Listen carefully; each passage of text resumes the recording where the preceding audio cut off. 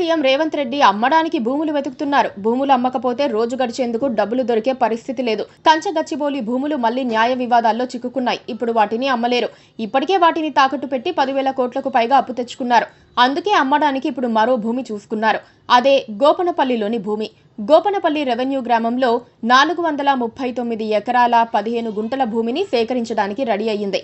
భూసేకరణ నోటిఫికేషన్ ఎప్పుడైనా రావచ్చని చెబుతున్నారు.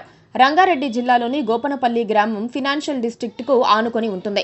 అమెరికన్ కాన్సులేట్ కు అతి సమీపంలో ఉన్న గోపనపల్లి గ్రామం హైదరాబాద్ సెంట్రల్ యూనివర్సిటీకి ఆనుకొని ఉంటుంది.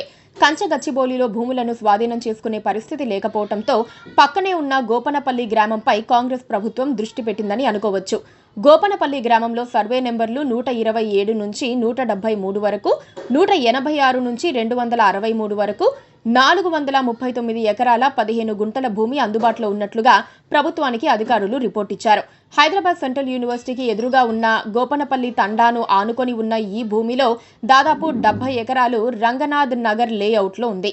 వైఎస్ రాజశేఖర్ రెడ్డి ప్రభుత్వం 2005లో భూమి సేకరణ కోసం గెజిట్ నోటిఫికేషన్ విడుదల చేసింది. ఈ నోటిఫికేషన్ను భూమి యజమానులు సవాల్ చేశారు. దీనిపై విచారించిన హైకోర్టు మొదట భూ యజమానుల పిటిషన్ను కొట్టివేసింది. దీంతో వారు సుప్రీంకోర్టును ఆశ్రయించారు. తిరిగి విచారణ చేయాలని సుప్రీం హైకోర్టును ఆదేశించింది.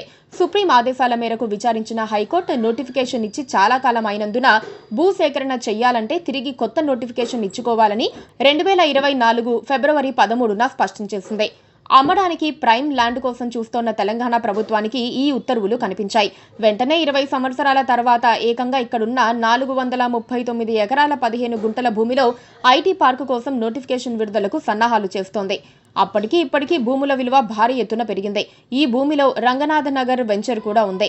గోపన్పల్లి ఫ్లైఓవర్ కు అతి సమీపంలో ఉన్న ఈ భూమిని సేకరిస్తే తాము తీవ్రంగా నష్టపోతామని భూ యజమానులు ఆవేదన వ్యక్తం చేస్తున్నారు. సమీపంలో ఉన్న ప్రభుత్వ భూముల్లో ఐటీ పార్క్ ఏర్పాటు చేయకుండా తమ భూములు సేకరించడమేంటని ప్రశ్నిస్తున్నారు. ఈ భూమి విషయంలో ముందుకెళ్లిన రేవంత్ రెడ్డి ప్రభుత్వానికి కంచగచ్చిబౌలి తరహాలో మరో వివాదాన్ని ఎదుర్కోవాల్సిన పరిస్థితి వస్తుంది. Please subscribe to KTV Telugu. KTV Telugu. KTV Telugu. KTV Telugu. KTV Telugu channel.